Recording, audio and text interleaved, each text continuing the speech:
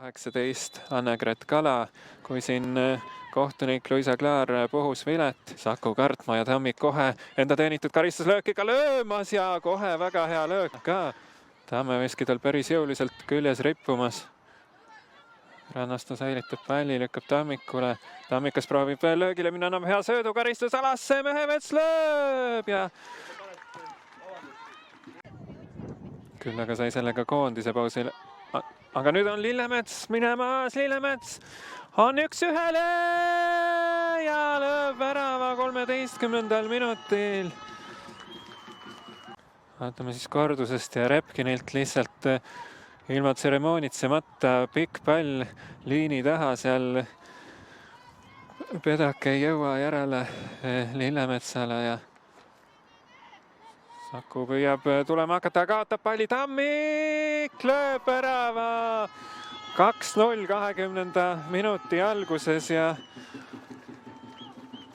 võimaluse ära näeme siin kordusest, sealt Aleksandra Kelly läks hästi pressingusse Sauluse vastu päris jõuliselt, aga puhtalt mängis ja siis söötis Tammikule ja mõlemal kord otsed senderdus ja nii on, Kalalt otsed senderdus kasti, Eismann saab käe vahele, aga ei ole veel puhtaks löödud, suur sagadus ja vaatame selle rünnaku ära, Treiberg. ei õnnestu kõrval sööta, Saulus. Tal siin keegi veel nii varajases faasis ohus ei ole, nüüd Põlluväe karistuslöök riputab sinna päris pehmelt õhku rippuma, aga nüüd on võimalus terava nurga alt Treibergil. Ja tuleb sinna tagumisse posti ja ohtlikult värava eest läbi, aga ei olnud seal. Seal Todingu sööt lõigati nüüd vahelt Nicole Kelly poolt. Ja Tammik uuesti ja lööb ja nüüd tuleb ära ja ikkagi see 19 minuti kohta keskmiselt üks värav, see meistriliiga väravaküttide edetabelis. Vaatame, kus ta siin algas ja Todingu söödu seal. Nicole Kelly lõikas vahelt, siis leiab sealt Rannastu ja Rannastule siis värava sööt. Ja Tammik seal sätib ja no pehme löök, aga täpne löök sealt. Sai ära, Tammik selle annab ja tuleb ohtlikult sinna ja tuleb nii ohtlikult, et Aleksandra Kelly lööb siit 51. minutil peaga juba 4-0 Paide söödu. Vaatame siin. Jah, oli seal algusest peale. Sõidab Põlluväele, Põlluväe napilt hoiab palli mängus ka. Nüüd outsenderdab ja tuleb sealt pealöök Sauluselt. Karistuslöök Paidele, tuleb löök ja Kiivit virutas sealt vasaku jalaga, aga üle värava. Ja tuleb, ei saanud sealt löögijalga vabaks, aga rünnak olukord jätkub, Taut, pall keskele ja latti peale, kas. Vaatame nüüd, Nicole Kelly on seal liini taga saamas ja lööb, aga ei pääsetud siiski veel löögile, aga Kiiviti luussenderdamisvõimalus ja nüüd tuleb löök ja Eismann saab selle kätte.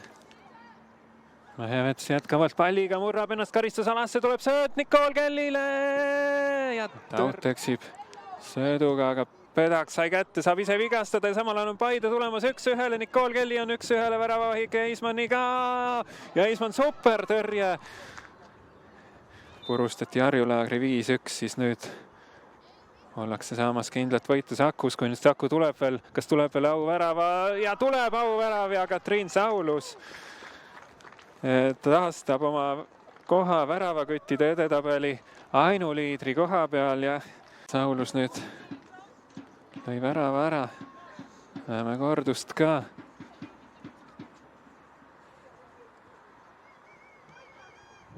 Murdis sealt vasakult läbi, seal Repkin ei suutnud ka takistada ja sealt.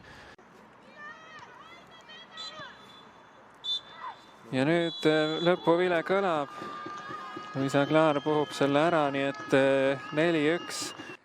Lisette Tammik kahe värava autor täna 4-1 võit siis mis plaaniga siis mängima läksite ja kas siis õnnestus kõik nii, nagu lootsite?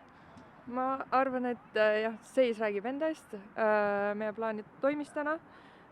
Nõelasime sealt kohtadest, millest me rääkisime trennis ja mida me olime harjutanud, nii et jah, ma arvan, et saab rahule jääda.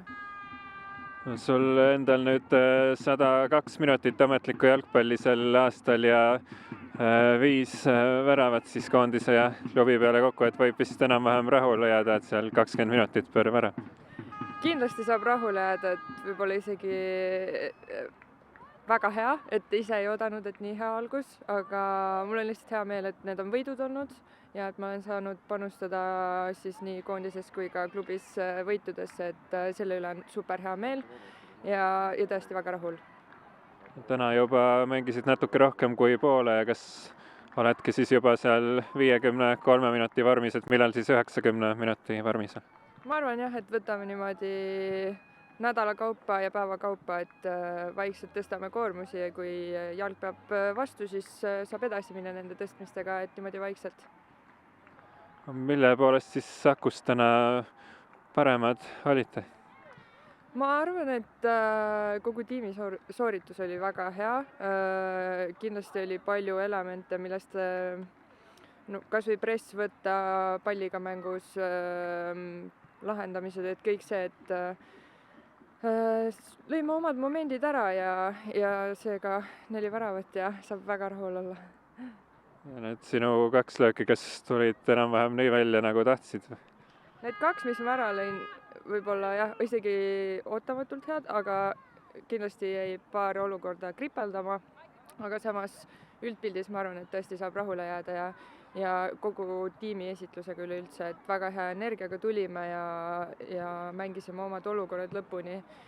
Võib-olla oleks tahtnud, et taga jääks 0, aga 3 punkti on kirjas, nii et saab olla väga-väga õnnelik selle üle.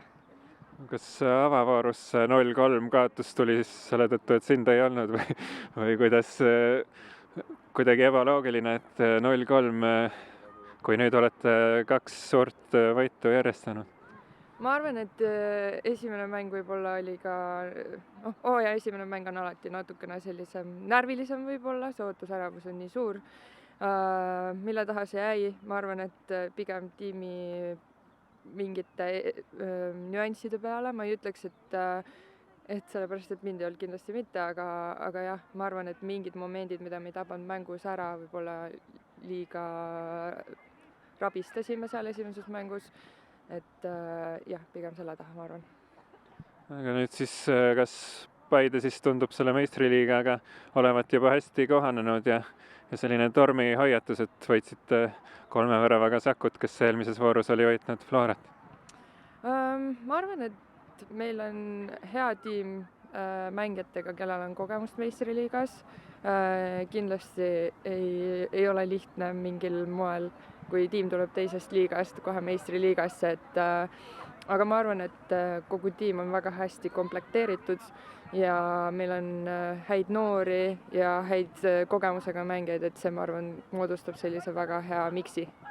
Elisabeth Pedak täna siis võib-olla ootamatult kindel kaotus Paide linnanaiskonnalt, et mille poolest alla jäite?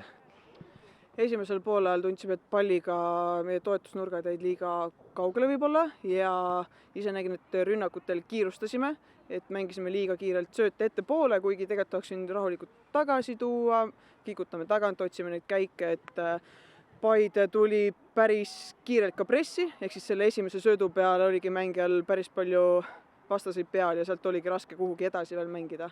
Et esimesel poolel jäi selle taha. Teine pool tegelikult me olime minu arust päris mängus sees ja seis jäi ka teisel poolel 1-1, nii et õnneks võtsime ennast kokku. Kas auvärav vähemalt mingil määral natuke rõõmsaks teeb, et igas mängus olete nüüd ikkagi vähemalt skoorinud? Tegelikult teeb küll jah, ma mäletan, kui lisaminutid olid, siis mõtlesin Taudile, et kuule, peame ühe kültsit veel ära lööma, õnneks Katriin lõi, et me ikkagi ju ei andnud alla ja ma näen, et see näitab võistkonna sisu. Kas su sünnipäev on nüüd rikutud? Ei ole. Lisette Tammik ka päris palju tekitas teile pahandust, et on on siis väga raske teda kaitsta kaitses? ta on väga hea mäng ja võib-olla Eesti liiga üks liiga OP, aga noh, mis teha, et tuleb hakkama saada ja nii on. On kuidagi huvitav, et see nii on läinud, et sel hooajal kuidagi ainult Florat suudate võita.